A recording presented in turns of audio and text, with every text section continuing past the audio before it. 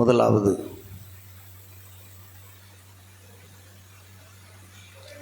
ஆமென். புதன்கிழமை அன்று இந்த மாதத்திலிருந்து ஒவ்வொரு புதன்களையும் 6:30 மணியிலிருந்து 8 மணி வரை இந்த வேத பாட வகுப்பு நடைபெறும். கர்த்தர் தாமே இந்த முதலாவது பல வருடங்களுக்கு முன்பாக புதன்கிழமை நாம் கூட்டத்தை நடத்தினோம். இப்பொழுது மறுபடியும் கர்த்தர் இந்த வாய்ப்பை நம்மை கொடுத்திருக்கிறார்.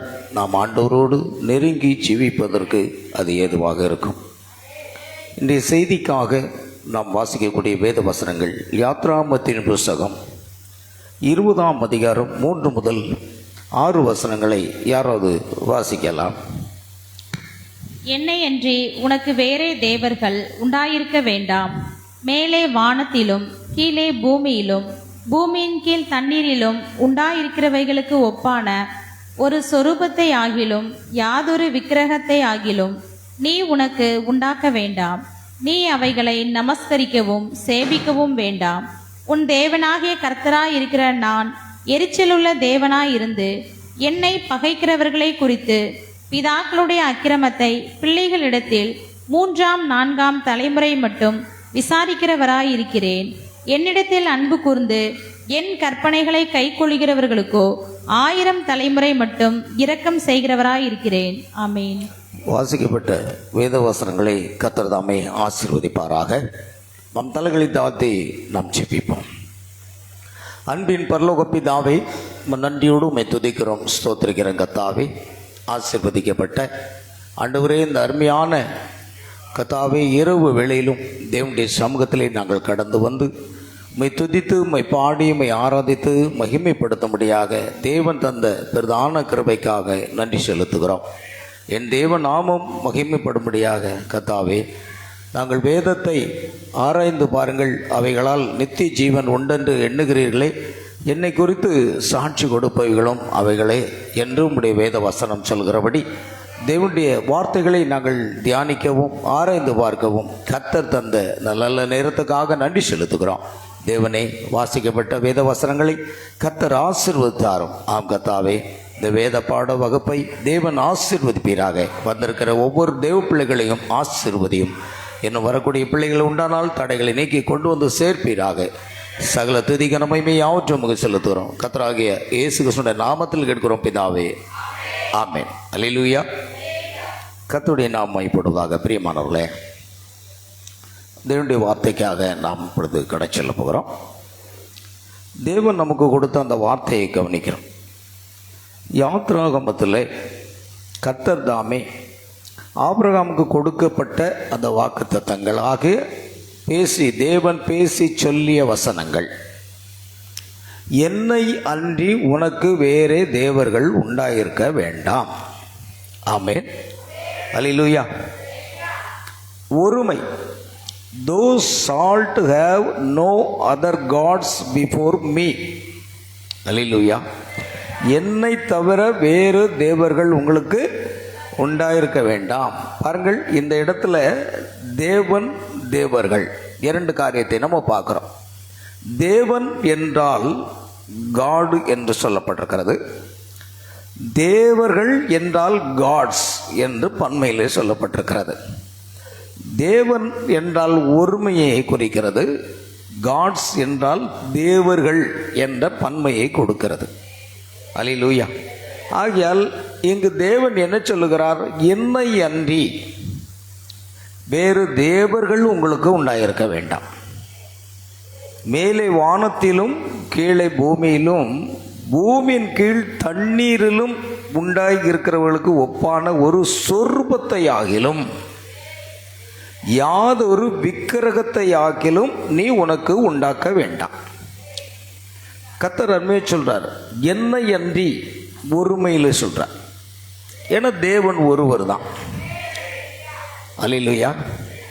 தேவன் ஒருவராக இருக்கிறபடினாலே நாம் பார்க்குறோம், ஆதியாகமத்தின் புஸ்தகத்திலே 1ஆம் அதிகாரம் 1வது வசனத்திலே ஆதியிலே தேவன் சிருஷ்டித்தார், வானத்தின் பூமி சிருஷ்டித்தார். தேவ ஆவியானவர் ஜலத்தின் மேல் அசைவாடி கொண்டிருந்தார். அப்போ தேவ ஆவியானவர், தேவன் என்றால் ஆவியானவர் என்று அர்த்தம். அதே வசனங்களை நாம் பார்க்கிறோம். யோவான் 4:24 வசனத்திலே தேவன் ஆவியாய் இருக்கிறார். ஆமென். தேவன் ஆவியாய் இருக்கிறார். அவரை தேடுகிறவர்கள் ஆவியோடும் உண்மையோடும் அவரை தொழுது கொள்ள வேண்டும். ஆமென். God is a spirit. தேவன் ஒரு ஆவியாக இருக்கிறார். ஆமென். பாருங்கள், தேவன் என்னவாக இருக்கிறார்? ஆவியாக இருக்கிறார். ஆவியான தேவனை நாம் ஆவியோடும் உண்மையோடும் தொழுது கொள்ள வேண்டும். ஆமென். அல்லேலூயா. பாருங்க, மேலே வானத்திலும் கீழே பூமியிலும் பூமியின் கீழ் தண்ணீரிலும் உண்டாக்கிறவர்களுக்கு ஒப்பான ஒரு சொரூபத்தை ஆகிலும், பார்த்தீங்களா, யாதொரு சொரூபத்தை உண்டாக்கக்கூடாது. இந்த சொரூபம் என்ற வார்த்தைக்கு என்ன அர்த்தம் அப்படின்னா, thou shalt not make unto thee any graven image, அல்லேலூயா, or any likeness of any likeness, அல்லேலூயா. டிவி தெரியுதா? திருப்பி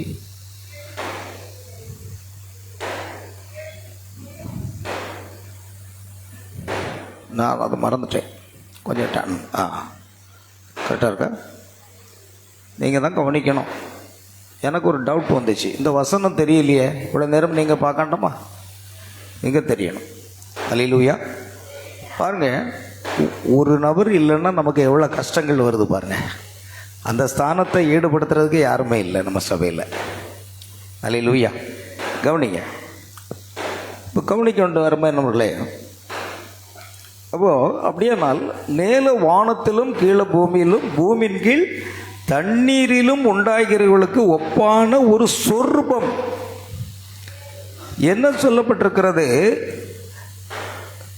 தோ shalt not make unto thee any graven image.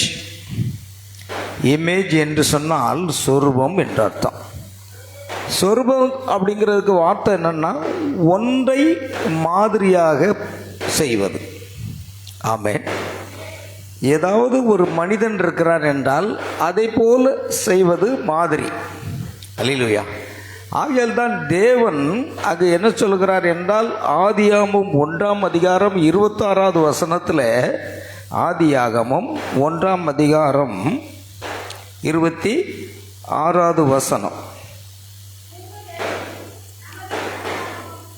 பின்பு தேவன் நமது சாயலாகவும் நமது ரூபத்தின்படியும் மனுஷனை உண்டாக்குவாமாக. அல்லேலூயா. பாருங்க, அழகாக இருக்கு. And God said, let us make man in our image. இந்த இடத்திலே இமேஜ்ங்கிற வார்த்தை ஆங்கிலத்தில் பயன்படுத்தப்படுகிறது. இமேஜ் என்று சொல்லும் பொழுது அது சொரூபத்தை போல இருக்கிறது. அது தமிழில் என்ன சொல்லப்பட்டிருக்கிறது? 27 வசனத்தில், தேவன் தம்முடைய சாயலாக மனுஷனை சிருஷ்டித்தார்.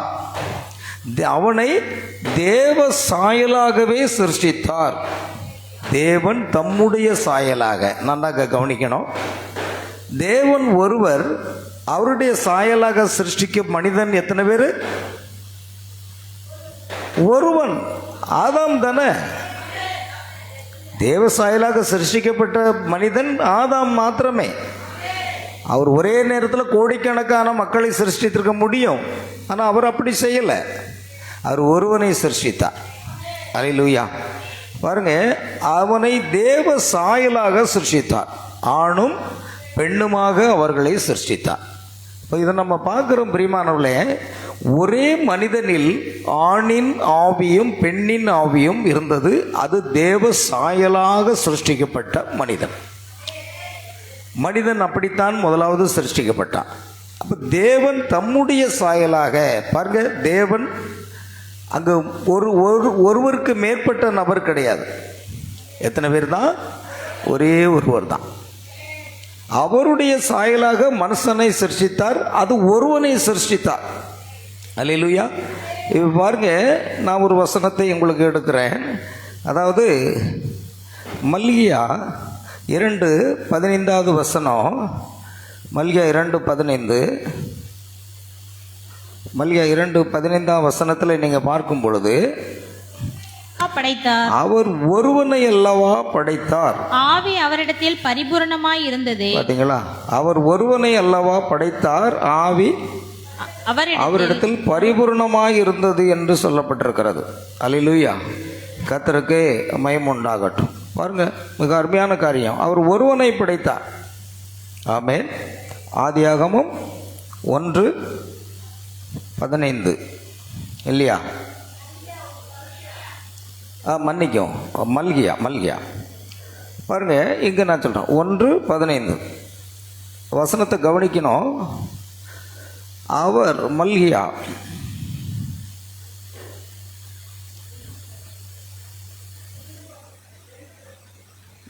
2:15. மன்னிக்கும், நான் தவிர அதை நான் தேடி பார்க்குறேன், வரல. கவனிங்க, 2:15 வசனம். அவர் ஒருவனை அல்லவா படைத்தார், ஆவி அவரிடத்தில் பரிபூர்ணமாக இருந்தது. பரிபூர்ணமான ஆவி அவரிடத்தில் இருந்தது. ஆனால் எத்தனை பேரை தான் படைத்தார்? ஒருவனை தான் படைத்தார். அவன்தான் ஆதாம். ஆதாம் என்ற வார்த்தைக்கு செந்நிற மண் என்ற அர்த்தம். அவன் மண்ணில் இருந்து எடுக்கப்பட்டான். ஆகையால் அவர் ஒருவனை அல்லவா படைத்தார், ஆவி அவரிடத்தில் பரிபூர்ணமாக இருந்ததே, பின்ன ஏன் அவர் ஒருவனை படைத்தார்? அல்லேலூயா. அவர் தேவ பக்தியுள்ள சந்ததியை பெறும்படிதானே. அப்போ தேவனை போலவே இருக்க வேண்டும் என்பதற்காக தேவன் மனிதனை சிருஷ்டித்தார். நம்ம யாரை போல இருக்கணுமா? தேவனை போலவே இருக்க வேண்டும் என்பதற்காக தேவனுடைய சாயலாக சிருஷ்டிக்கப்பட்டு, அடுத்து தேவனுடைய சந்ததியை நாம் பெறுவதற்காக தேவன் ஒருவனை படைத்தார். அல்லேலூயா. ஆண்டவருக்கு மகிமை உண்டாகட்டும். பாருங்க, அதுதான் காரியம். அவரிடத்துல ஆவி பரிபூர்ணமாக இருந்தாலும் ஒரே ஒருவனை சிருஷ்டிக்க காரணம் என்ன? தேவ பக்தி உள்ள ஒரு சந்ததி, அதாவது தேவனுடைய சந்ததி. ஆமென். அல்லேலூயா. பைபிளில் ஒரு வசனம் இருக்கு, இவர்கள் யூதர்கள் தேவனுடைய சந்ததியாய் இருக்கிறார்கள் என்று. அந்த சந்ததி கிறிஸ்துவே. புதிய ஏற்பாட்டில் அந்த சந்ததி யாரா? கிறிஸ்து என்று சொல்லப்பட்டிருக்கிறது. அப்படின்னால் ஒரு சந்ததி, தேவ சந்ததி வர வேண்டும் என்று அவர் விரும்பினார். ஆனால் மனிதனோ பாவத்தில் விழுந்து விட்டான். அல்லேலூயா. பாருங்கள் பிரியமானவர்களே, நாம் பார்க்குறோம் ஆதியாகமத்தில் தேவன் ஒருவனை படைத்தார். ஆனால் அவரிடத்தில் ஆவி எப்படி இருந்ததா? பரிபூர்ணமாக இருந்தது. தேவன் தாம் சிருஷ்டித்து உண்டு பண்ணின தம்முடைய கிரியைகளை எல்லாமே முடித்த பின்பு அதிலே அவர் ஓய்ந்திருந்தபடியால் தேவன் 7ஆம் நாளை ஆசீர்வதித்து அதை பரிசுத்தப்படுத்தினார். அல்லேலூயா. கர்த்தருக்கே மகிமை உண்டாகட்டும். ஆகையால் இந்த நாட்களில் நம்ம பார்க்குறோம், ஒரே ஒரு மனிதனை படைக்கிறார். அதுவும் தேவ பக்தியுள்ள ஒரு சந்ததி வரணும்னு அவர் படைக்கிறார். ஆமென். அவர்களை ஆணும் பெண்ணுமாக படைக்கிறார். ஆனால் கர்த்தர் என்ன செய்கிறார் என்றால், அவர் மனிதனை சிருஷ்டிக்கும்படியாக, அதாவது மனிதனை சிருஷ்டித்து சந்ததி பெருக வேண்டும் என்பதற்காக அவர் அதை செய்தார் என்று வைத்துக்கொள்வோம். அப்படியானால் அவர் ஒரு நாள் என்ன செய்தார் என்றால், மனுஷனை மண்ணினாலே உருவாக்கினார். தேவனாகிய கர்த்தர் மனுஷனை பூமியின் மண்ணினாலே உருவாக்கி ஜீவ சுவாசத்தை அவன் நாசிலே ஊதினார். On the Lord God formed man. ஆமென். தேவன் சிருஷ்டித்தார் என்றால் அவர் சிருஷ்டிக்கிறது.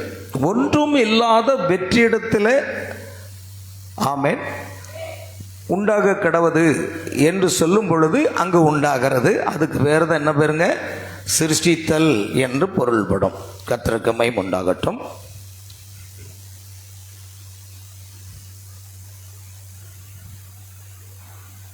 ஆமென்.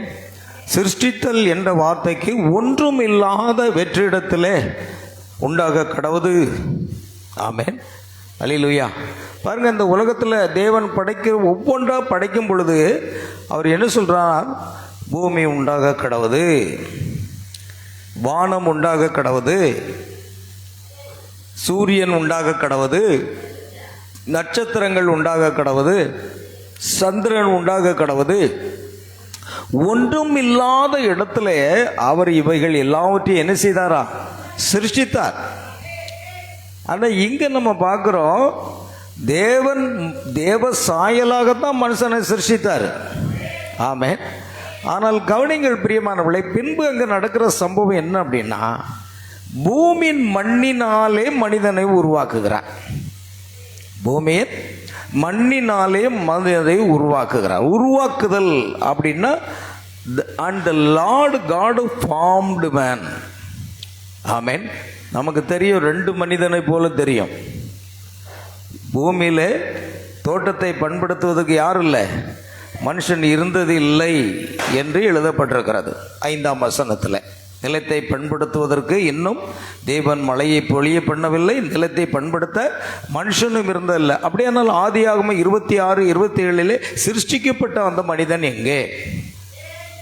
சிருஷ்டிக்கப்பட்ட மனிதன் தேவனைப் போலவே தேவனுடைய சாயலாக சிருஷ்டிக்கப்பட்ட ஆவி மனிதன். அல்லேலூயா.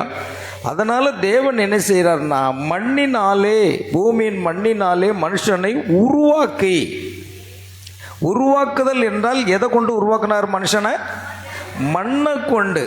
ஆனால் சிருஷ்டிக்கும் போது எதை கொண்டு சிருஷ்டித்தார்? தம்முடைய வார்த்தையினால் மட்டும்தான் சிருஷ்டித்தார். அங்கே ஒன்றுமே இல்லை, மனிதனே இல்லை. மனிதனே இல்லாத இடத்துல அவர் சிருஷ்டித்தார். ஆமென். அதுக்கு பேர் தான் சிருஷ்டிப்பு. இது மண்ணை கையில் எடுத்தார், அதை என்ன செய்தார்? மனுஷனாக உருவாக்கினார். அந்த உருவாக்கின மனிதனுக்குள்ளாக சிருஷ்டிக்கப்பட்ட மனிதனை அவர் உள்ள அனுப்புகிறார். அவன் நாசியிலே ஜீவ சுவாசத்தை ஊதினான். அப்பொழுது மனுஷன் ஜீவ ஆத்மா ஆயிட்டான். ஆமென். பாருங்க, அதுதான் மிக முக்கியம். அப்போ மண்ணிலிருந்து எடுக்கப்பட்ட இந்த சரீரம் என்ன செய்யும்? மண்ணுக்கே திரும்பும். ஆவி தன்னை தந்த தேவனிடத்திற்கு போகும். ஆவி தன்னை தந்த தேவனிடத்திற்கு போகும். மனுஷன் மண்ணிலிருந்து எடுக்கப்பட்டதினால் மண்ணுக்கு தான் போக போகிறான். ஆமென். இந்த காலத்தில் சினிமா பாடல்கள்லாம் பாடுவாங்க, ஒரு காசுக்கு ஆகாது, சிந்திக்கக்கூடியது இருக்காது. அந்த பழைய பாடல்களை பார்த்தீங்கன்னா, அவன் ஒரு நல்ல ஒரு பாட்டு பாடுவான் அந்த காலத்து சினிமாவில். ஆடி அடங்கும் வாழ்க்கையடா, 6 அடி நிலமே சொந்தமடா அப்படின்னு ஒரு பாடல் உண்டு. ஆடி அடங்குகிற வாழ்க்கை. ஆனால் எவ்வளோ தான் சொந்தம் கடைசியில்? எத்தனை தான் வீடு இருந்தாலும், சொத்து இருந்தாலும், சுகம் இருந்தாலும், பணம் இருந்தாலும் 6 அடி நிலமே சொந்தமடா. கடைசியில் அந்த 6 அடி நிலத்துக்குள்ளே தான் நம்ம என்ன செய்யணும்? போகணும். அன்றைக்கு கருத்தாக பாடினாங்க, இன்றைக்கு அது போச்சுது, எல்லாமே போச்சு. உலக காரியம் எல்லாமே போச்சது. அதுமாரி கிறிஸ்தவ சபைகளில் ஆவிக்குரிய காரியங்களும் முற்றிலும் போச்சு. எல்லாமே நாகரிகம், கல்வி என்ற அடிப்படையில் போய் கொண்டிருக்கிறது. சரி, நாம் அதை விட்டு விடுவோம். ஆகையால் தேவன் மனுஷனை உருவாக்கி அவனுடைய ஜீவ சுவாசத்தை அவன் ராசியில் ஊதினான். மனுஷன் என்ன ஆயிட்டான்? ஜீவ ஆத்மா ஆனான். அதன் பிற்பாடு பாருங்கள், தேவன் என்ன செய்கிறார் என்றால் ஒரு காரியத்தை செய்கிறார். அவர் ஆதாமுக்கு இன்னும் என்ன செய்யலை? தகுந்த ஒரு துணை காணப்படலை. ஆதாமுக்கு துணை இல்லாததுனால கர்த்தர் என்ன செய்தார்? 18ஆம் வசனத்தில், பின்பு தேவனாகிய கர்த்தர் மனுஷன் தனிமையாக இருப்பது நல்லதல்ல, அவனுக்கு ஏற்ற துணையை ஏற்படுத்துவேன். ஆமென். ஆதாம் தனக்கு ஒரு மனைவி வேண்டும் என்று கேட்கவில்லை. ஆதாம் அதை எதிர்பார்க்கவும் இல்லை. ஆமென். ஆனால் தேவன் என்ன செய்கிறார் என்றால், ஆதாமு தனிமையாக இருப்பது நல்லதல்ல, அவனுக்கு நான் ஏற்ற துணையை உண்டாக்குவேன். இந்த உலகத்தில் வாழ்கிற ஒவ்வொரு மனிதனுக்கும் ஏற்ற துணையை யார் கொடுக்குறா? கர்த்தர் தான் கொடுக்குறார். ஆமென். கர்த்தர் அந்த துணையை அவர் கட்டளையிடுகிறார்னு நம்ம பார்க்குறோம். சரி, இப்போ பாருங்க, அதனால் கர்த்தர் என்ன செய்கிறார் அப்படின்னா, அங்கு ஒரு காரியத்தை நம்ம பார்க்குறோம். தேவன் என்ன செய்கிறார்? ஆதாமுக்கு அயர்ந்த நித்திரையை வரப்பண்ணினார். அவன் நித்திரை அடைந்தான். அவன் விலா எலும்புகளில் ஒன்றை எடுத்து அந்த இடத்தை சதையினால் அடைத்தார். தேவனாகிய கர்த்தர் தாம் மனுஷனில் எடுத்த விலா எலும்பை மனுஷியாக உருவாக்கி அவளை மனுஷனிடத்தில் கொண்டு வந்தார். அல்லேலூயா. அப்பொழுது ஆதாம், இவள் என் எலும்பில் எலும்பும் என் மாம்சத்தில் மாம்சமாய் இருக்கிறாள், இவள் மனுஷனில் எடுக்கப்பட்டபடினால் மனுஷி எனப்படுவாள். இது நிமித்தம் புருஷன் தன் தகப்பனையும் தன் தாயை விட்டு தன் மனைவியோடு இசைந்திருப்பான், அவர்கள் ஒரே மாம்சமாய் இருப்பார்கள். அல்லேலூயா. கவனிங்க, அதன் பிற்பாடு இவர்கள் தனித்தனி நபராக இருந்தாலும் ஆதாமுக்கு ஏற்ற துணையை கொடுத்தாலும் அவர்கள் என்ன செய்ய முடியும் அப்படின்னா, தேவனைப் போலவே சிருஷ்டிக்கும் வல்லமை உடையவர்களாக இருந்தார்கள். தேவன் வார்த்தையாக இருந்தார், இவர்களும் வார்த்தையாக இருந்தார்கள். தேவன் வல்லமை உள்ளவராக இருந்தார், இவர்களும் வல்லமுள்ளவர் இருந்தார். தேவன் சிருஷ்டிகர்த்தராக இருந்தார், இவர்கள் அவருடைய பாகமாக இருந்ததுனால இவர்களும் சிருஷ்டிக்கும் வல்லமையை பெற்றவர்களாக இருந்தார்கள். ஒருவேளை இவர்களுக்கு பிள்ளைகள் தேவைப்படுமானால் தேவனைப் போலவே என்ன செய்யலாம்? பிள்ளை உண்டாக கடவது,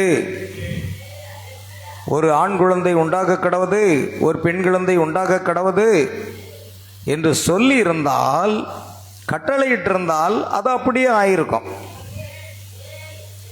ஏன்னா மனுஷனாலே கூடாத காரியம் ஒன்றுமே இல்லை, அவன் சிருஷ்டித்திருக்க முடியும்.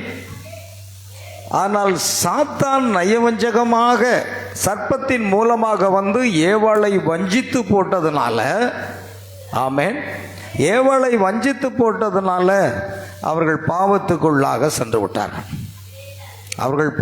அவர்கள் சாப்பிட்டது ஆரஞ்சு பழம் அல்ல, ஆப்பிள் பழம் அல்ல. அதை நம்ம பின்னால் ஒரு நாள் சர்ப்பத்தின் வித்து என்ற தலைப்பில் அந்த பைபிள் ஸ்டடியில் நம்ம கொண்டு வருவோம்.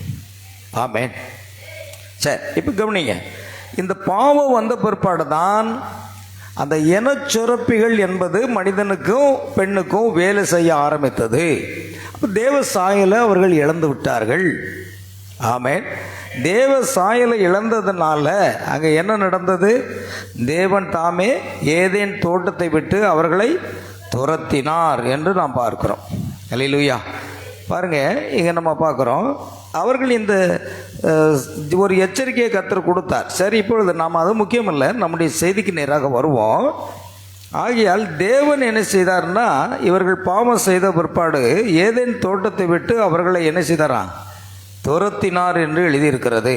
மனுஷன் நம்மை நன்மை தீமை அறியத்தக்கவனாய் நம்மில் ஒருவனைப் போல ஆனான். இப்பொழுது அவன் தன் கையை நீட்டி ஜீவ விருட்சத்தின் கனியையும் பறித்து புசித்து என்றென்றைக்கும் உயிரோடு இருக்கபடி செய்ய வேண்டும். ஜீவ விருட்சம், 2 விருட்சம் இருந்தது. ஒன்று ஜீவ விருட்சம், இன்னொன்று மரண விருட்சம்.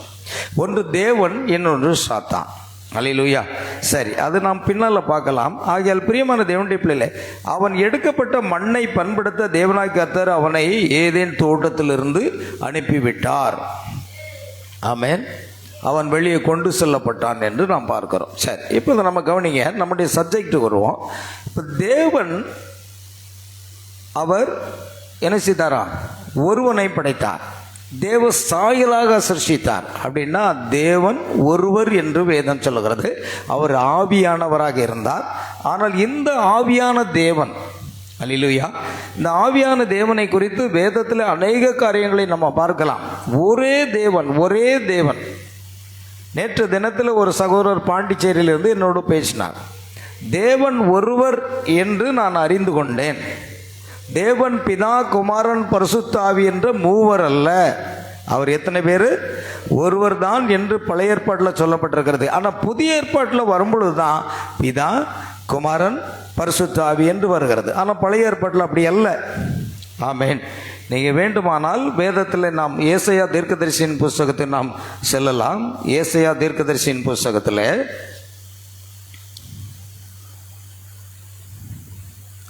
ஏசாயா 43ஆம் அதிகாரம்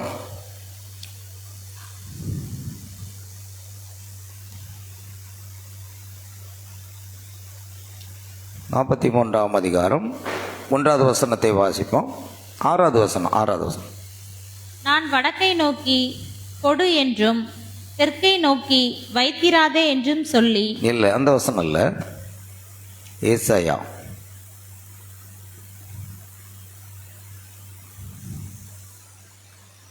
கவனிங்க, அது என்ன வசனம்? 43:11. நான் நானே கர்த்தர், நான் நானே கர்த்தர், என்னை அல்லாமல் இரட்சகர் இல்லை, என்னை அல்லாமல் இரட்சகர் இல்லை. அடுத்த வசனம். நானே அறிவித்து ரட்சித்து விளங்க பண்ணினேன், உங்களில் இப்படி செய்யத்தக்க அந்நிய தேவன் இல்லை. இல்லை, வேற யாருமே தேவன் இல்லை. நான் நானே தேவன். Even I. மோசையோட தேவன் பேசும்போது ஐ ஆம் தட் ஐ ஆம் என்ன சொன்னார்? நான் இருக்கிறவராகவே இருக்கிறேன் என்று சொன்னார். அப்போ even I am the Lord and beside me there is no saviour. வேற ரட்சகர் கிடையாது. அல்லேலூயா. அதே போன்றுதான் இங்கேயும் தேவன் சொல்றார், நானே தேவன் என்பதற்கு, அதாவது உங்களில் இப்படி நானே அறிவித்து ரட்சிப்பை விளங்க பண்ணினேன், உங்களில் இப்படி செய்யத்தக்கதாக அந்நிய தேவன் இல்லை, நான் தேவன் என்பதற்கு நீங்கள் எனக்கு சாட்சிகள் என்று கர்த்தர் சொல்லுகிறார். அப்போ பாருங்க, தேவன் என்றால் என்ன அர்த்தம்? கர்த்தர் என்று அர்த்தம். நீங்கள் சொல்லப்போனால் ஆதியாகமம் 2ஆம் அதிகாரம் 6வது வசனத்தை கொஞ்சம் வாசிங்க, தெரியும். ஆதியாகமம் 2:6. அப்பொழுது மூடு பனி பூமியிலிருந்து எழும்பி பூமியை எல்லாம் நனைத்தது. இல்ல, தேவனாகிய கர்த்தர்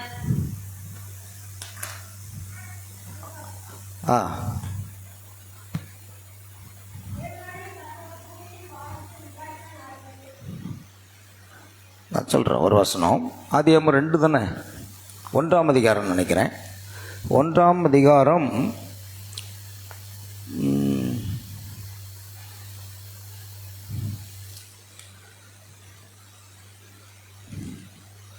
2ஆம் அதிகாரம் 6ஆம் வசனம் வாசித்தீங்களா?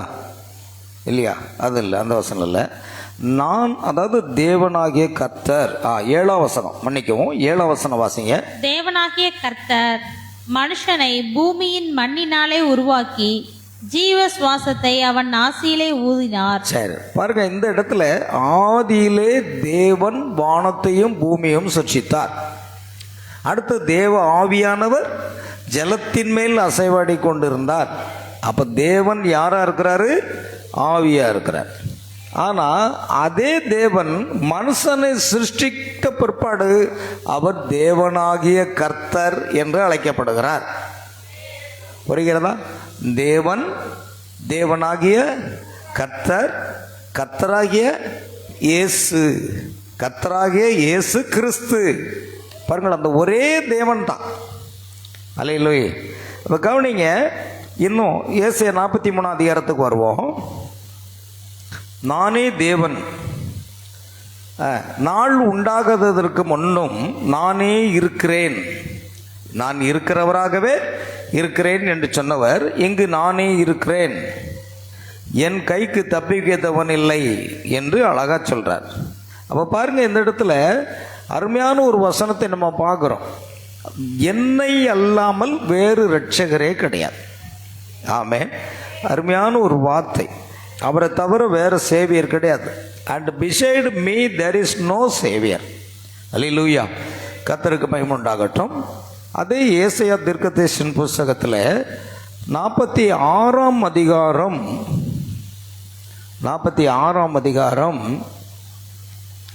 9வது வசனத்தை வாசிப்போம். 46:9. முந்தி பூர்வ காலத்தில் நடந்தவைகளை நினையுங்கள். நானே தேவன், வேறொருவரும் இல்லை. நானே தேவன், எனக்கு சமானம் இல்லை. பாருங்க, முந்தி பூர்வ காலத்தில் நடந்தவைகளை நினையுங்கள். நானே தேவன், வேறு ஒருவரும் இல்லை. நானே தேவன், எனக்கு சமானமும் இல்லை. Remember the former things of old, for I am God. நான் யாரு? தேவன். And there is no else, வேறு ஒருவரும் இல்லை. I am God and there is none like me. அல்லேலூயா. நானே தேவன், எனக்கு சமானமும் கிடையாது. இப்போ என்ன திரித்துவ போதகர்கள் என்ன கொண்டு வர்றாங்க? பிதா, குமாரன், பரிசுத்த ஆவி இவர்கள் மூவராய் இருந்தாலும் ஒருவராய் இருக்கிறார்கள். அல்லது மூவரும் எப்படி இருக்கிறார்கள்? சமமாக இருக்கிறார்கள் சொல்லுவாங்க. பிதாவும் தேவன்தான், குமாரனும் தேவன்தான், பரிசுத்த ஆவியும் தேவன்தான். இவர்கள் மூன்று பேருமே சமமாக இருக்கிறார்கள் என்று அந்த திருத்துவ போதனை சொல்லுகிறது. ஆனால் இங்கு தேவன் சொல்லுகிறார், எனக்கு யாருமே சமானம் கிடையாது. ஆமென். நானே தேவன், எனக்கு என்னல்ல சமானமே கிடையாது என்று அதை சொல்கிறத நம்ம பார்க்குறோம். பாருங்கள், அப்போ அவருக்கு யாரையுமே நம்ம சமானமாக கொண்டு வரவே முடியாது என்பதை நம்ம பார்க்குறோம். அல்லேலூயா. சரி, இப்பொழுது மனிதன் பாவத்தில் விழுந்துட்டாங்க. பாவத்தில் விழுந்த மனிதனை ரட்சிக்க வேண்டும் என்பதற்காக தேவன் ஒரு நாள் பரலோகத்திலிருந்து பார்க்கிறார். சங்கீதம் 14ஆம் அதிகாரத்தை எடுத்துக்கொள்வோமானால் அங்கு வேத வசனம் சொல்கிறது, சங்கீதத்தில்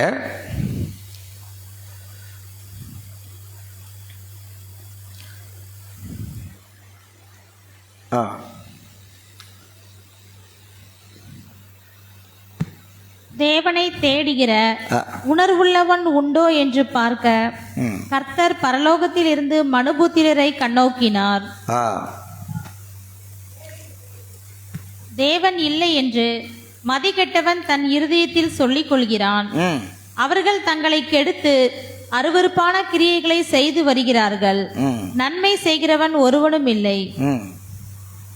பாருங்க, தேவனை தேடுகிற உணர்வுள்ளவன் உண்டோ என்று பார்க்க கர்த்தர் பரலோகத்திலிருந்து மனுபுத்திரை கண்ணோக்கி பார்த்தார். ஒருவனும் இல்லை, ஒருவனாகிலும் இல்லை, எல்லோரும் வழி விலகி ஏகமாய் கெட்டு போனார்கள்.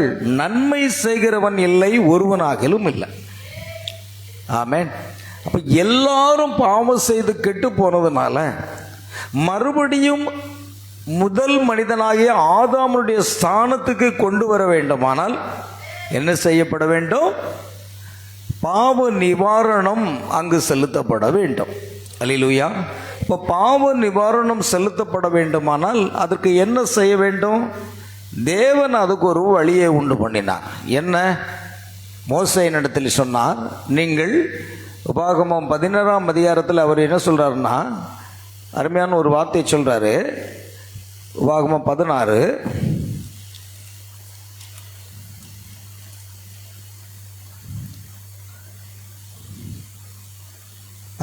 5-6 வசனங்கள். உபாகமம் 16:5-6. உன் தேவனாகிய கர்த்தர் உனக்கு கொடுக்கும் உன்னுடைய வாசல்களில் எதிலும் நீ பஸ்காவை அடிக்க வேண்டாம். உன் தேவனாகிய கர்த்தர் தமது நாமம் விளங்கும்படி தெரிந்து கொள்ளும் ஸ்தானத்திலே நீ எகிப்திலிருந்து புறப்பட்ட நேரமாகிய சாயங்காலத்திலே சூரியன் அஸ்தமிக்கிற போது பஸ்காவை அடித்து உன் தேவனாகிய கர்த்தர் தெரிந்து கொண்ட ஸ்தானத்திலே அதை பொரித்து புசித்து விடியற் காலத்திலே உன் கூடாரங்களுக்கு திரும்பி போவாயாக. அல்லேலூயா. அப்ப தேவன் முதலாவது நமக்கு கொடுக்கிற பிரதான கட்டளை என்ன அப்படின்னா, என்னை அன்றி உங்களுக்கு வேறு தேவர்கள் உண்டாயிருக்க வேண்டாம். ஆமென். வானத்திலும் பூமியிலும் பூமியின் தண்ணீரிலும் எனக்கு ஒப்பாக வெள்ளினாலோ பொன்னினாலோ எந்த ஒரு காரியத்தினாலும் ஒரு சொரூபத்தையும் உண்டாக்கக்கூடாது, விக்கிரகத்தையும் உண்டாக்கக்கூடாது. சொரூபம்னா என்ன சொன்னேன்? என்னை போன்று ஒரு உருவத்தை படைக்கிறது சொரூபம். ஆனால் விக்கிரகம் என்பது என்னன்னா, கற்பனையில் செய்யப்படக்கூடியது. சொரூபத்துக்கும் விக்கிரகத்துக்கும் என்ன இருக்குங்க? வித்தியாசம் இருக்கு. இப்போ ரோமன் கத்தோலிக்க ஸ்தாபனத்தில் போனீங்கன்னா அவங்க என்ன செய்வாங்க? மேரிக்கு மரியாளுக்கு என்ன செய்வாங்க? ஒரு சொரூபத்தை செய்து வைப்பாங்க. ஏன்னா மரியாள் இந்த உலகத்தில் வாழ்ந்தாங்க. அப்புறம் பேதருக்கு ஒரு சொரூபம், ஒரு நபரை போன்ற ஒரு உருவம். அதே போல் இயேசுவுக்கு ஒரு சொரூபம். அல்லது எல்லா அப்போஸ்தலர்களும் புனிதர்கள் என்று சொல்லி எல்லாருக்கும் என்ன வைக்கிறாங்க? சொரூபத்தை வைக்கிறாங்க. எல்லாருக்கும் ஒரு சொரூபம் இருக்கு. அல்லேலூயா. கர்த்தருக்கு மகிமை உண்டாகட்டும். அதுக்கு பேர் ஒரு மாதிரியை வைப்பது சொரூபம். அதுக்கு அர்த்தம் என்ன சொல்லுவோம்னா ஜெராக்ஸ்ன்னு சொல்லுவாங்க இல்லையா, ஒன்றிலிருந்து இன்னொன்று உருவாக்குறது ஜெராக்ஸ். அதை போன்று செய்கிறதெல்லாம் சொரூபம். அப்போ நாம் எந்த சொரூபத்தையும் கூட என்ன செய்யக்கூடாது, வணங்கக்கூடாது. நம்ம இன்றைக்கி ஜனங்கள் என்ன செய்கிறாங்க, கிறிஸ்தவர்கள் என்று அழைத்துக் கொள்கிறார்கள். இயேசுவினுடைய சொரூபத்துக்கு பூ போடுறாங்க, பத்தி கொளுத்தி வைக்கிறாங்க, என்னெல்லாமோ செய்கிறாங்க.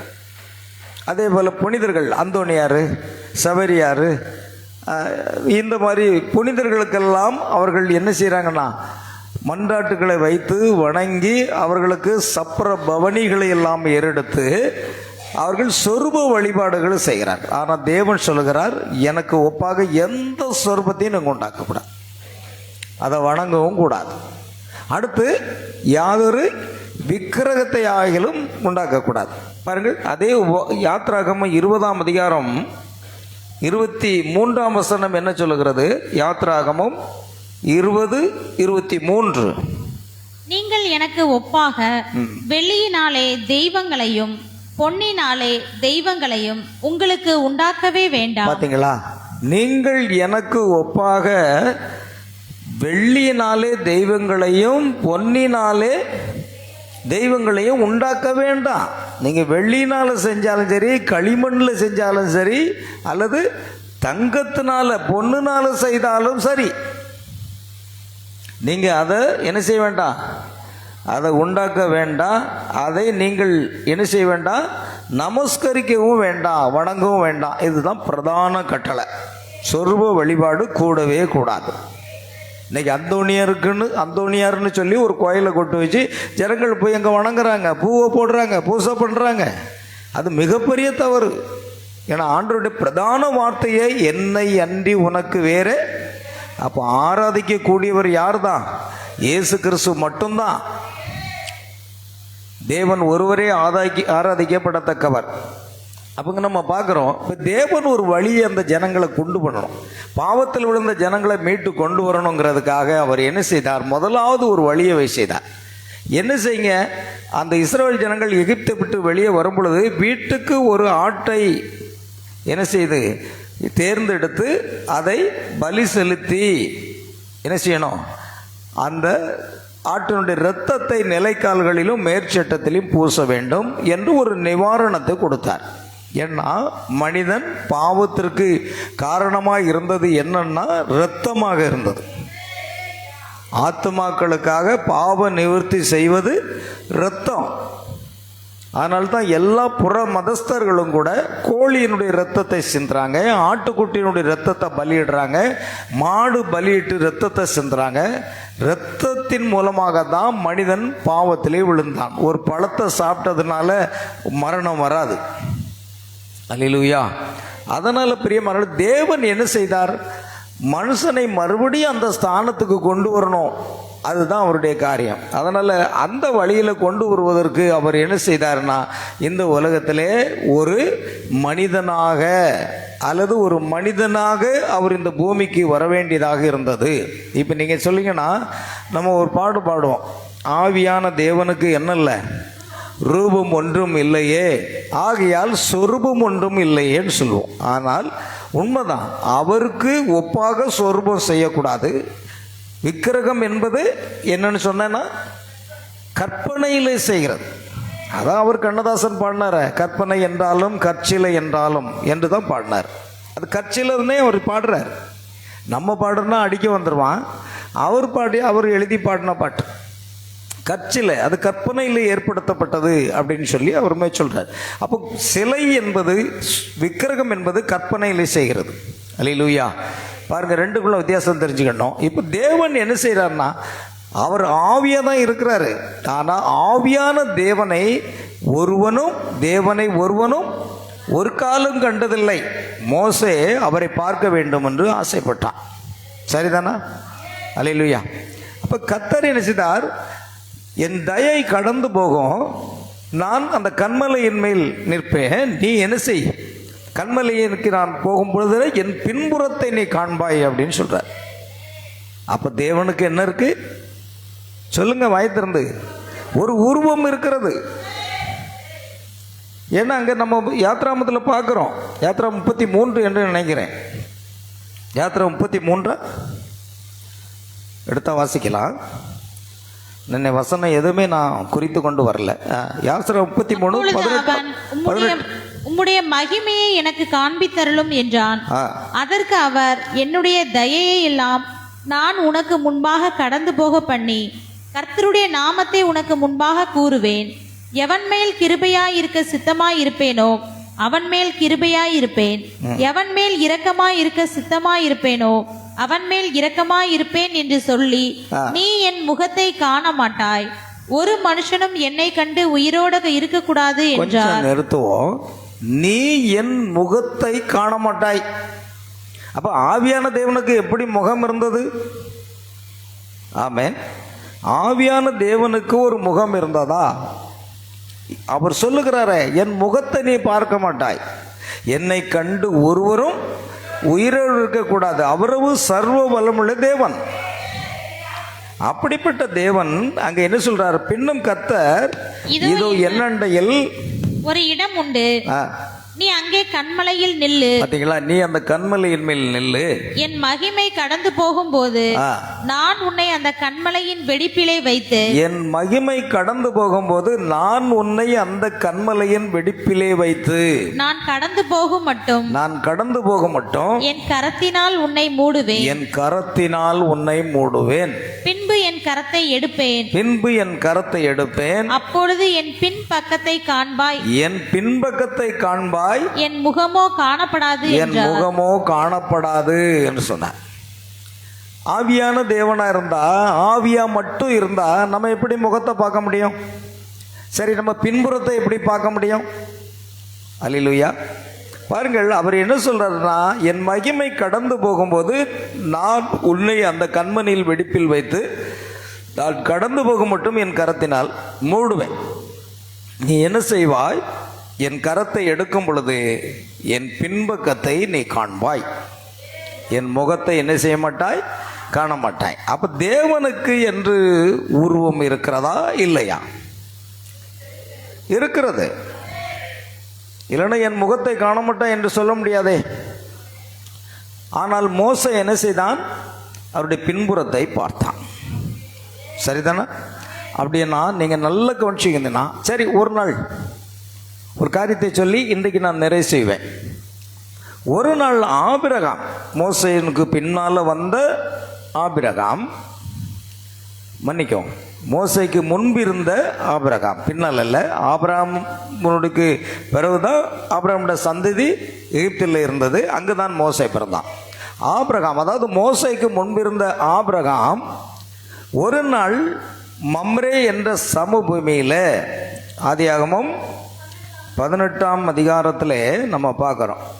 ஆதியாகமம் 18 கவனிங்க.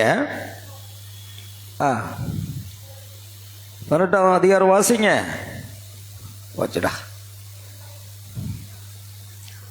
ஆதியாகமம் 18ஆம் அதிகாரத்தில் 1ஆம் வசனத்திலே நம்ம பார்க்கிறோம். பின்பு கர்த்தர் மம்ரேயின் சமபூமியிலே அவனுக்கு தரிசனமானார். பாருங்க, மம்ரேயின் சமபூமியிலே அவனுக்கு தரிசனமானார். அவன் பகலின் உஷ்ண வேளையில் கூடார வாசலிலே உட்கார்ந்திருந்து தன் கண்களை ஏறெடுத்து பார்க்கும்போது இதோ 3 புருஷர் அவனுக்கு எதிரே நின்றார்கள்.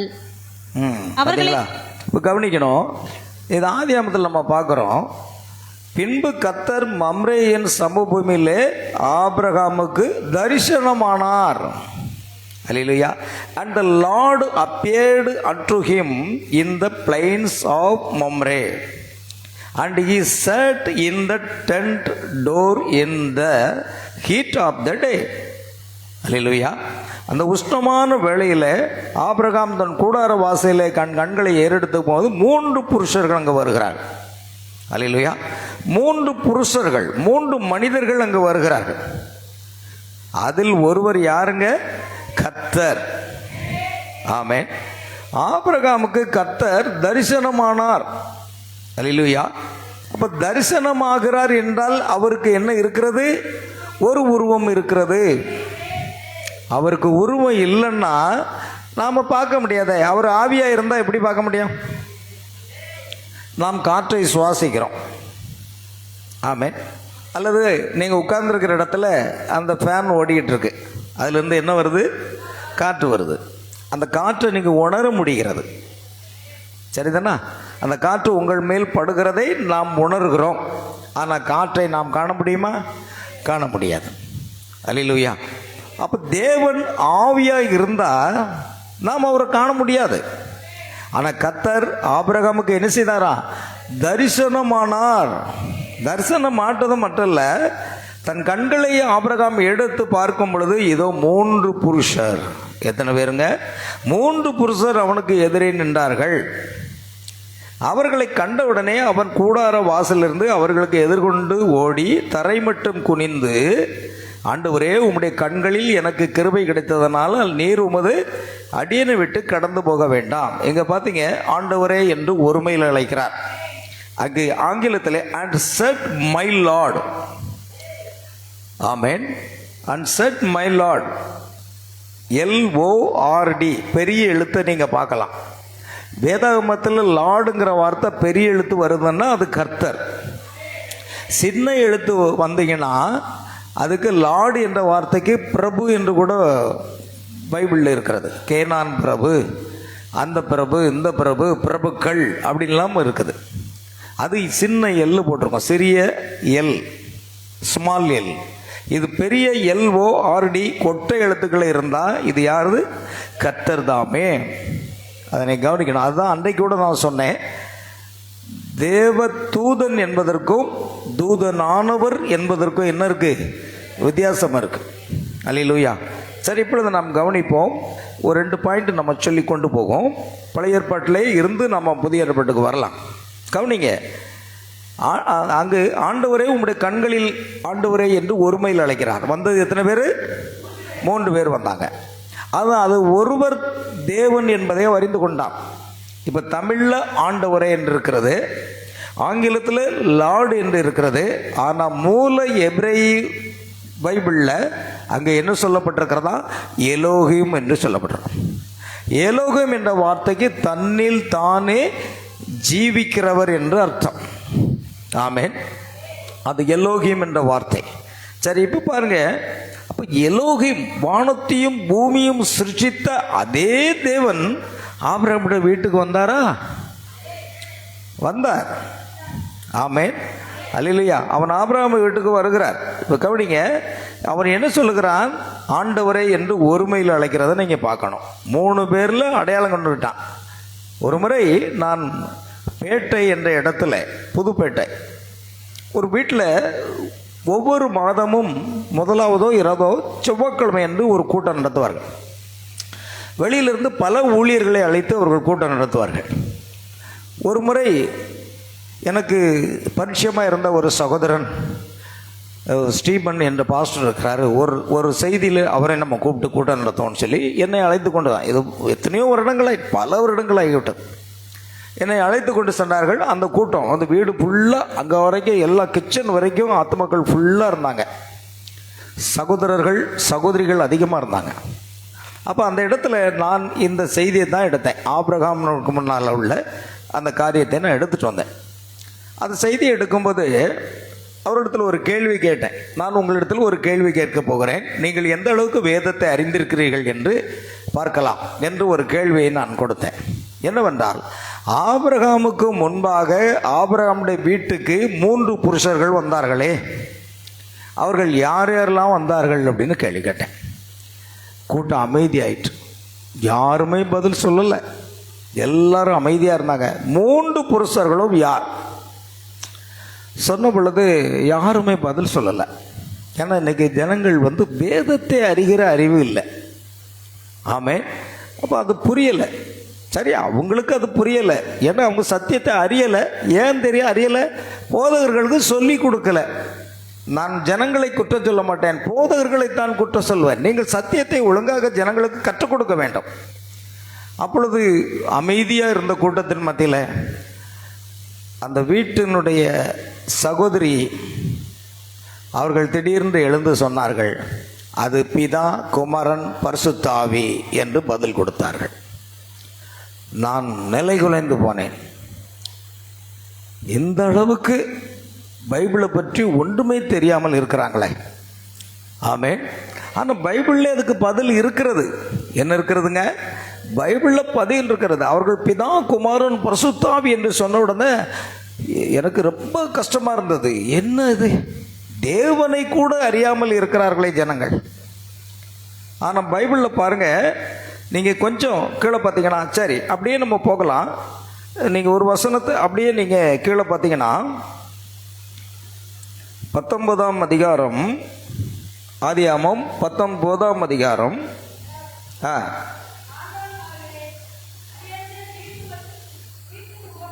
ஆதியாகமம் 19ஆம் அதிகாரம் 1வது வசனம். அந்த இரண்டு தூதரும் சாயங்காலத்திலே சோதோமுக்கு வந்தார்கள். கவனிங்க. and there came two angels to Sodom at even. அங்கே என்ன சொல்லியிருக்கேன்? and there came two angels, 2 தூதர்கள். அங்கே இருக்குதுல்ல பைபிளில். ஆமென். இன்னைக்கு பைபிளில் இருக்கிற செய்தியை கூட நம்ம அறியாமல் இருக்கிறோம் கிறிஸ்தவர்கள். அல்லேலூயா. அதனால தான் கர்த்தர் எனக்கு ஒரு ஏவுதலை கொடுத்தார். ஏன் புதன்கிழமை பைபிள் ஸ்டடி நடத்தக்கூடாது? நம்ம சபை மக்களாவது என்ன செய்யட்டும், வளரட்டும். இது உங்களுக்கு மட்டும் இல்லை, நீங்கள் ஏதோ ஒரு 10 பேர் 15 பேர் வந்திருக்கீங்கன்னு நினைக்கிறேன், உலகம் முழுவதும் இந்த செய்தி போகும். அநேகருக்கு அது பிரயோஜனமாக இருக்கும். அதனால தான் இந்த கூட்டத்தை நடத்த வந்தேன். நீங்கள் 4 பேர் வந்தாலும் சரி, 5 பேர் வந்தாலும் சரி, இனிமேல் அதை நடத்த வேண்டும் என்ற முடிவுக்கு நான் வந்திருக்கிறேன். அது கர்த்தருடைய ஆவியின் ஏவுதலால் கொடுக்கப்பட்டது. அல்லேலூயா. அந்த 2 தூதர்களும், அதாவது 2 ஏஞ்சல்ஸ், சாயங்காலத்திலே சோதோமுக்கு வந்தார்கள். ஆமென். அதே நேரத்தில் இங்கே நம்ம பார்க்குறோம், பின்னும் ஆதாம் கர்த்தருக்கு முன்பாக நின்று கொண்டிருந்தான். அந்த வசனத்தை எடுத்து வாசித்து பாருங்க. ஆதியாகமம் அதே 19ஆம் அதிகாரம் தான் நினைக்கிறேன், 17ஆம் வசனம். 17. அவர்கள் வெளியே கொண்டு போய் விட்ட பின்பு அவர், உன் ஜீவன் தப்ப ஓடிப்போ, பின்னிட்டு பாராதே, இந்த சமூகத்தில் எங்கு நில்லாதே, நீ அழியாதபடிக்கு மலைக்கு ஓடிப்போ. அது இல்லையா? சரி, 18 நினைக்கிறேன் இல்லையா? 18 இல்லையாப்பா? வசனம் எத்தனை? 18ஆம் அதிகாரம் 18வது வசனம் தானே. நான் 19 வச்சிருக்கிறேன் நிச்சயமா. 18ஆம் அதிகாரம் 18வது வசனம், அதை வாசிங்க. 18. நான் செய்ய போகிறதை ஆபிரகாமுக்கு மறைப்பேனோ? கர்த்தர் ஆபிரகாமுக்கு சொன்னதை நிறைவேற்றும்படியாய் அவன் தன் பிள்ளைகளுக்கும் தனக்கு பின்வரும் தன் வீட்டாருக்கும் நீங்கள் நீதியையும் நியாயத்தையும் செய்து கர்த்தருடைய வழியை காத்து நடவுங்கள் என்று கட்டளையிடுவான் என்பதை அறிந்திருக்கிறேன் என்றார். சரி, இப்போ கவனிங்க. கர்த்தர் ஆபிரகாமுக்கு சொன்னதை நிறைவேற்றும்படியாய். அப்ப ஆபிரகாமோடு 22. அப்பொழுது அந்த புருஷர் அவ்விடம் விட்டு சோதோமை நோக்கி போனார்கள். ஆபிரகாமோ பின்னும் கர்த்தருக்கு முன்பாக நின்று கொண்டிருந்தார். அந்த 2 தூதர்களும் சோதோமை நோக்கி போயிட்டாங்க. ஆனால் ஆபிரகாம் பின்னும் கர்த்தருக்கு முன்பாக நின்று கொண்டிருந்தான். அப்ப ஆபிரகாமை கவனிங்க, அவன் கர்த்தருக்கு முன்பாக நிற்கிறான். அல்லேலூயா. அப்போ கர்த்தர் என்பது என்ன? அது எலோகிம். அல்லேலூயா. கர்த்தருக்கு மகிமை உண்டாகட்டும். அது எலோகிம். பாருங்க. But Abraham stood yet before the Lord. பாருங்க, அங்கே கொட்டை எழுத்துல இருக்கு. சரிதானா? அப்போ கொட்டை எழுத்துக்களில் LORD, அது கர்த்தர். ஆமென். ஆகல் but Abraham stood yet before the Lord. ஆபிரகாம் பின்னும் கர்த்தருக்கு முன்பாக நின்று கொண்டிருந்தான். அவர் ஒரு மனித ரூபத்தில் இங்கு நின்று கொண்டிருக்கிறார். அல்லேலூயா. கவனிங்க, நல்லா கவனிக்கணும். 2 புருஷர்கள் சோதம் கோமராவுக்கு போயிட்டாங்க. ஆனால் ஆபிரகாமோடு யாருன்னா கர்த்தர் நின்றான். இதைத்தான் லூக்கா 17ஆம் அதிகாரம் 26ஆம் வசனத்திலிருந்து 30ஆம் வசனம் வரைக்கும் இயேசு சொல்கிறார். லோத்தின் நாட்களில் நடந்தது போலவே மனுஷகுமாரன் வரும் நாட்களில் நடக்கும். என்ன நடக்கும்? லோத்தின் நாட்களிலே ஆபிரகாமுக்கு முன்பாக ஒரு மனித உருவிலே தேவன் அங்கு நின்றார். சரிதானா? ஆமென்.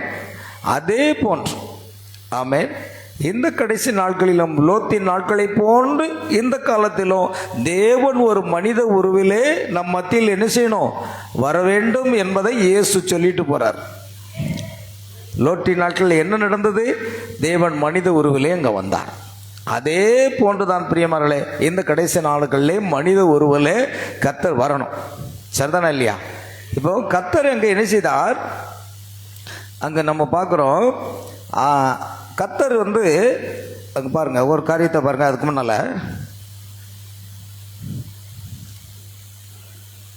ஆண்டவரே, உம்முடைய கண்களில் எனக்கு கிருபை கிடைத்ததனால் நீர் அடியனை விட்டு கடந்து போக வேண்டாம். 4வது வசனம், கொஞ்சம் தண்ணீர் கொண்டு வரட்டும், உங்கள் கால்களை கழுவி மரத்தடியில் சாய்ந்து கொண்டிருங்கள்.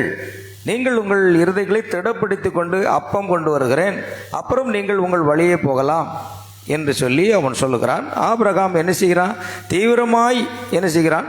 நீ 3 படி மெல்லிய மாவு எடுத்து பிசைந்து அப்பம் சுடு என்று சொல்கிறான். ஆபிரகாம் மாட்டு மந்தைக்கு ஓடி ஒரு நல்ல இளங்கன்றை பிடித்து வேலைக்காரன் கையில் கொடுத்தான். அவன் அதை சீக்கிரத்தில் சமைத்தான். இப்பொழுது அந்த அப்பத்தையும் இந்த இறைச்சியையும் அந்த ஆபிரகாமிட கர்த்தரிடத்திலே அவன் கொண்டு வருகிறான். அல்லேலூயா. ஆபிரகாம் வெண்ணெயையும் பாலையும் சமைப்பித்த கன்றையும் என்னெல்லாம் கொண்டு வராருங்க? வெண்ணெய், பால், சமைப்பித்த கன்றையும். ஆமென். அடுத்து அப்பத்தையும் கொண்டு வருகிறான். அவர்கள் முன்பாக வைத்து அவர்கள் அருகே மரத்தடியில் நின்று கொண்டிருந்தான். அவர்கள் புசித்தார்கள். அல்லேலூயா. பார்த்தீங்களா? நல்லா கவனிக்கணும். அப்போ கர்த்தர் மனித ரூபத்தில் ஆபிரகாம் கொடுத்த அந்த பால் வெண்ணெயை சாப்பிட்டு அப்பத்தை சாப்பிட்டு இறைச்சியையும் சாப்பிட்றார். அவர் மட்டும் இல்லை, ஆபிரகாம் வெண்ணெயையும் பாலையும் சமீபித்த கன்றை எடுத்து அவர்கள் முன்பாக வைத்து அவர்கள் அருகே மரத்தடியில் நின்று கொண்டிருந்தான். அவர்கள் புசித்தார்கள். இப்போ தேவன் பாருங்க, and he took butter and milk and the calf which he had dressed and set it before them, and he stood by them under the tree and they did eat. அவர்கள் புசித்தார்கள். அப்போ தேவன் அங்கு புசிக்கக்கூடிய ஒரு சரீரத்தில் அதை சாப்பிட்றாரு. நான் பின்னால் சொல்கிறேன், தேவனுக்கே 3 சரீரம் இருக்கு. தேவன் ஒரு சரீரம் அல்ல, 3 சரீரத்தில் தன்னை வெளிப்படுத்துறார். அல்லேலூயா. அப்பதான் நன்றாக கவனிக்க வேண்டும் பிரியமானவர்களே. 3 சரீரம் அவருக்கு இருக்கிறது. ஒன்று மாம்ச சரீரம், இன்னொன்று ஆவிக்குரிய சரீரம், இன்னொன்று மகிமையின் சரீரம். அல்லேலூயா. பாருங்க, இந்த காரியம் ஃப்ளஷ் பாடி, ஸ்பிரிச்சுவல் பாடி, குளோரிஃபை பாடி. இந்த 3 சரீரத்திலையும் தேவன் என்ன செய்கிறாரு? நம்மோடு இடைப்படுகிறார். 3 சரீரத்தில் தன்னை மாற்றிக்கொள்ளுகிறார். நல்லா கவனிக்கணும். ஆகையால் நாம் சொல்லுகிற அந்த காரியத்தை கவனிச்சிங்கன்னா பிரியமானவளே, அவர் மட்டும் இல்லை, அவரோடு வந்த தூதர்களும் சாப்பிட்டார்கள். they did eat. அவர்கள் புசித்தார்கள். அப்போ புசிக்கக்கூடிய ஒரு சரீரம் இருந்ததா? தேவன் ஆபிரகாம் வீட்டுக்கு கொடுத்த இறைச்சியும் சாப்பிட்டாரா? பவுல் ஒரு இடத்துல எழுதுறாரு, சிலர் அறியாமையினால் தேவ தூதர்களையும் உபசரித்தது உண்டு அப்படின்னு எழுதுறார். எனக்கு வசனம் ஞாபகம் இல்லை. சிலர் அறியாமையினால் தேவ தூதர்களையும் உபசரித்தது உண்டு. அப்போ தேவ தூதர் இன்றைக்கு நம்ம வீட்டுக்கு வந்திருப்பாங்கன்னு வச்சுடுங்க, நீ உபசரிப்பீங்க, அவங்களுக்கு எல்லாம் கொடுத்துருப்பீங்க. ஆமென். அவர் வந்துட்டு போயிருப்பார். ஆனால் வந்தது தேவ தூதன் என்பதை நாம் அறியாமல் இருக்க முடியும். பவுல் அழகாக எழுதுறார். எபிரேயர் 13 வாசிக்கலாம். எபிரேயர் 13:2. அந்நியரை உபசரிக்க மகவாதிருங்கள்.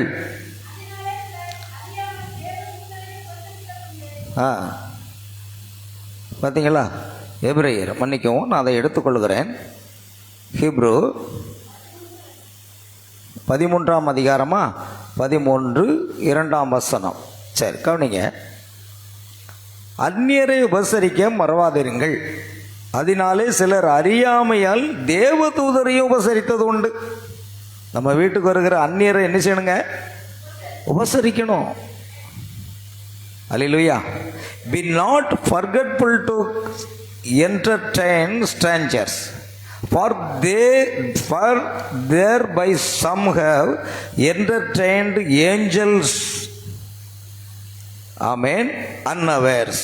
பாருங்க, ஏஞ்சல்ஸ், தேவ தூதர்கள் கூட நம்ம வீட்டுக்கு வர்றது உண்டு அப்படின்னு இங்கே எழுதுறார்.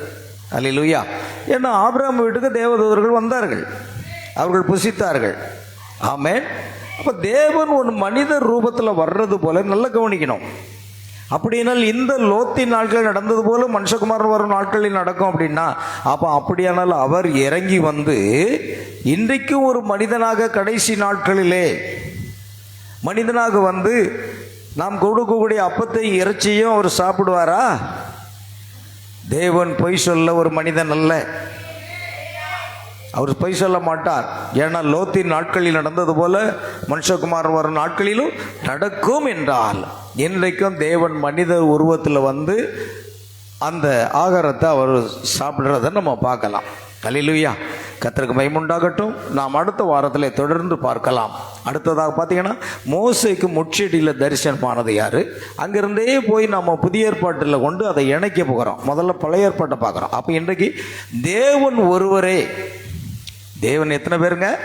ஒருவரே என்ற தலைப்பில் நம்ம அருமையாக நாங்கள் அதை நம்ம காட்சிப்படுத்தி அதை அறிவாக நம்ம தேவனுடைய கிருபையினாலே அதை தியானிக்கும்படி கர்த்தர் கிருபை செய்தார். தொடர்ந்து அடுத்த புதன்கிழமை அன்று நாம் இந்த வேத பாட வகத்தை தொடங்குவோம். கர்த்தர் உங்களை ஆசீர்வதிப்பாராக. யாவரும் எழுந்து நாம் ஜெபிக்கலாமா? அன்பின் பரலோக பிதாவே, நன்றியோடு உம்மை துதிக்கிறோம், ஸ்தோத்திரிக்கிறோம். கர்த்தாவே, ஆண்டவரே, பரிசுத்த பவுல் ஒரே கர்த்தர், ஒரே விசுவாசம், ஒரே தேவன், ஒரே பிதா, ஒரே ஞானஸ்நானம் என்று வகைப்படுத்துகிறதை நாங்கள் பார்க்கிறோம். பழைய ஏற்பாட்டின் தேவன்தான் புதிய ஏற்பாட்டில் மாம்சத்தில் வெளிப்பட்ட இயேசு கிறிஸ்து என்பதை நாங்கள் இன்னும் ஆராய்ந்து பார்க்கும்படி கர்த்தர் எங்களுக்கு கிருபை செய்வீராக. ஆண்டவரே, பவுல் பேசின பொழுது லீதியாவுடைய இருதயத்தை கர்த்தர் திறந்து கொடுத்தது போல இந்த செய்தியானது அநேக ஜனங்கள் மத்தியில் சென்று அவருடைய இருதய கண்கள் திறக்கப்பட்டு தேவன் ஒருவரே என்று அறிந்து கொள்ளும்படி கிருபை செய்யும்படியாக ஜெபிக்கிறோம்.